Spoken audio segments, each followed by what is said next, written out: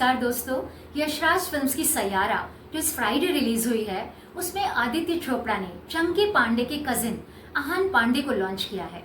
एक बात मुझे अखर रही थी कि पब्लिकेशन वाला मीडिया आहान की फिल्म देखे बिना बहुत ज्यादा ही तारीफ कर रहा था, जो कि शक के दायरे में आता है। और दूसरा एक क्रिटिक इन्फ्लुएंसर के बिना फिल्म देखे उस लड़की की खुल के बुराई कर रहा था। अब हालांकि वो उस फिल्म की तारीफ कर रहा है, पहले वो मजाक उड़ा रहा था, उसे गलत नामों से बुला रहा था। ये दोनों ही मेरी नज़र में बहुत गलत हैं। एक नए लड़के को पहली ही फिल्म से बिना काम देखे नीचे गिराना बहुत बड़ा अन्याय है, नाइंसाफी है। और अगर पैसे मिल जाएं, लिफाफे पहुंच जाएं, तो मीडिया उसे स्टार इज बॉर्न कहने लगता है, बल्कि कह ही रहा है। और न मिले तो बुराई कि अब तारीफ करने लगा है फिल्म की, तो आप सोचे कि कुछ बदलाव हुआ है। खैर, जिसमें स्पार्क है वो किसी के अच्छा बुरा कहने से नहीं दबने वाला, वो बाहर आता ही है। आहान पांडे के पिता हैं चंकी के भाई, मुंबई बेस्ड बिजनेसमैन चिक्की पांडे उर्फ आलोक पांडे, और उसकी मां है डियना पांडे। वैसे चंकी का ऑफिशियल नेम भी सुयश पांडे है। कहा जा रहा है कि यशराज ने आहान को स्टार बनाने के लिए बहुत ज्यादा इन्वेस्ट किया है। शायद आहान के साथ भी उन्होंने 3 फिल्म्स का वो कॉन्ट्रैक्ट साइन किया हो, जो अक्सर न्यू टैलेंट्स के साथ YRF करता है। इस वीडियो में मैं आपको बताऊंगी कि न्यू टैलेंट्स के साथ यशराज का 3 फिल्म कॉन्ट्रैक्ट क्या होता है। ये इसलिए इम्पोर्टेंट है कि इसी कॉन्ट्रैक्ट के कारण सुशांत सिंह राजपूत, श्रद्धा कपूर जैसे नए एक्टर्स को करियर में काफी नुकसान भी हुआ था। उन्हें कई अच्छी फिल्में छोड़नी पड़ी थी। उस वक्त यशराज ने अच्छी फिल्में बनाई नहीं, उन्हें अच्छी फिल्में ऑफर की नहीं, और कई बाहर की बड़ी फिल्में उन नए एक्टर्स के हाथ से निकल गई। यशराज ने कई एक्टर्स लॉन्च किए और उनमें से कुछ स्टार्स भी बने, जैसे अनुष्का शर्मा और श्रद्धा कपूर और रणवीर सिंह। बाकी परिणीति चोपड़ा को भी लॉन्च किया था, जो अच्छी एक्ट्रेस बनी लेकिन बहुत चली नहीं।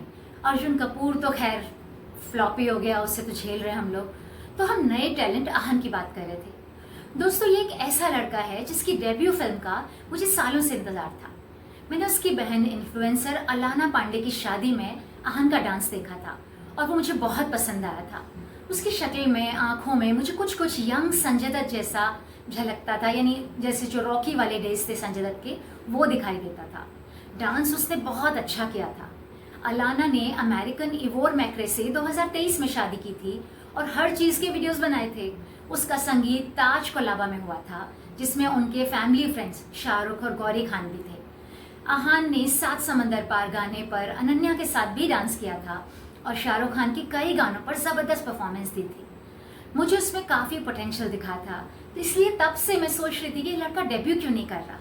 बाकी नेपो किड्स में मुझे कभी ऐसा नहीं लगा, लेकिन फिर देखा कि आहान ने यशराज की मर्दानी 2 में असिस्ट किया, फिर वेब सीरीज रेलवे मैन में भी असिस्ट किया। उससे पहले 2016 में फ्री केली में भी वो एडी था। यानी हर स्टार किड की तरह वो खुद को पहले ग्रूम कर रहा था, बिहाइंड द सीन सीख रहा था। सोनम कपूर, रणबीर कपूर ने भी संजय भंसाली की फिल्म ब्लैक में एडी का काम किया था। आमिर खान ने भी किसी जमाने में अपने चाचा मंसूर अली खान की फिल्म में एडी के तौर पर काम किया था।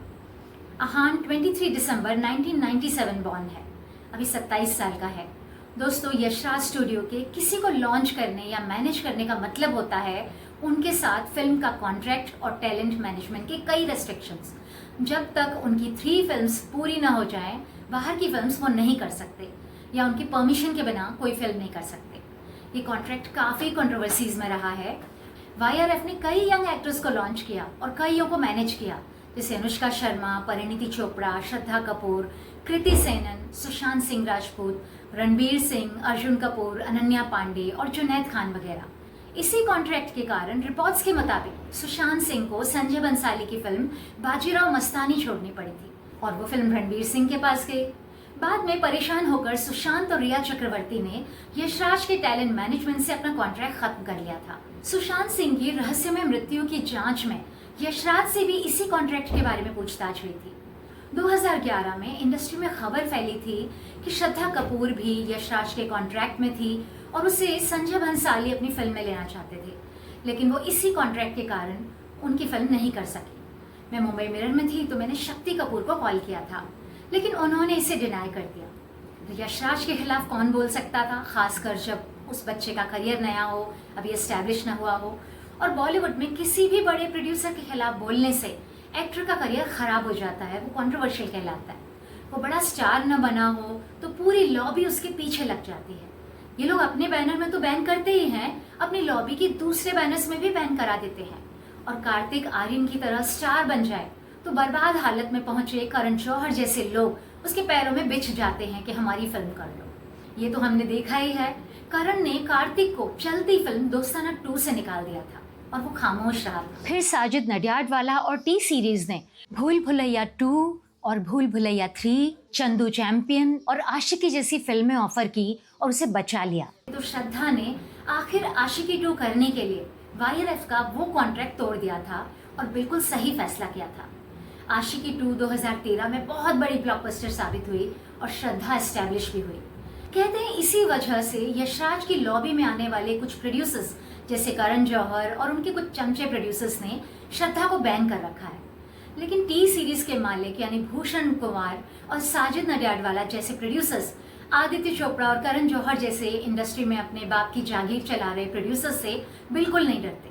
हालांकि साजिद और भूषण भी अपने पिताओं के बिजनेस संभाल रहे हैं, लेकिन इनका अपना काम है और दिमाग उनकी तरह नहीं चढ़े हैं। क्या कहें कि आई कैन मेक और ब्रेक पीपल्स करियर, इस तरह की लाइंस वो नहीं बोलते हैं। ये लाइन प्रियंका चोपड़ा ने करण जौहर के लिए इशारों में कही थी मुंबई मिरर की एडिटर से अनऑफिशियल बातचीत में, जिसे उन्होंने इंटरव्यू बना के छाप दिया था। उन दिनों पीसी और करण का शाहरुख को लेके बड़ा झगड़ा चल रहा था। तो श्रद्धा ने 2011 में लव का दी एंड की थी, जो यशराज की छोटी कंपनी वाई प्रोडक्शन से थी। फिर श्रद्धा बाहर निकल गई और बच गई, वरना वो एक विलन, छिछोरे, हैदर, स्त्री 1, स्त्री 2 कभी नहीं कर पाती। असल में यशराज कंपनी कई नेपोकिस को पहले ही ग्रैब कर लेती। लेकिन देखिए, आलिया भट्ट इस ट्रैप में नहीं फंसी। आलिया इतनी इंटेलिजेंट थी कि उसने करण जौहर की स्टूडेंट ऑफ द ईयर से डेब्यू किया और फिर की इम्तियाज अली की हाइट। अगर वो यशराज के कॉन्ट्रैक्ट में फंस जाती तो उसका भी वही हाल होता जो श्रद्धा का हुआ। लेकिन उसके पापा कौन हैं?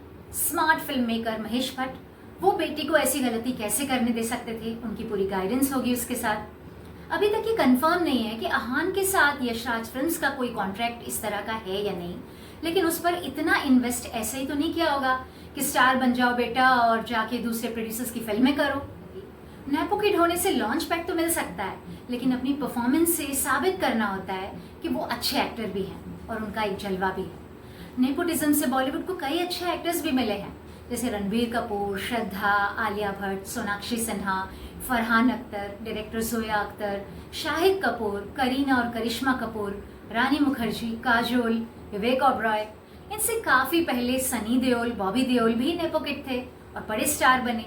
हालांकि उनकी सौतेली बहन हेमा मालिनी की बेटी ईशा देओल बिल्कुल ही खराब एक्टर थी। बड़ी फिल्मों के बावजूद न ईशा देओल स्टार बनी, न कोंकणा सेन की तरह अच्छी एक्ट्रेस साबित हुई। आमिर खान, सलमान खान, संजय दत्त भी फिल्मी फैमिली से ही थे, लेकिन स्टार वो अपने दम पर बने। कई नेपो किड्स कुछ फिल्म के बाद फ्लॉप भी हो गए थे, जैसे राजेंद्र कुमार के बेटे 80 के दशक के हीरो कुमार गौरव, जिनकी नाकामयाबी में उनके पिता का बहुत बड़ा हाथ था। कुमार गौरव मेरा फेवरेट स्टार था, इसीलिए मैं उसकी बात कर रही हूँ। और जो भी मेरा फेवरेट स्टार होता है वो फ्लॉप हो जाता है या इंडस्ट्री से बाहर ही हो जाता है, क्योंकि मेरा दूसरा फेवरेट स्टार था चंद्रचूड़ सिंह, जो बिल्कुल ही गायब हो गया। पिछले सालों में तो नालायक नेपो किड्स की लाइन लग गई है।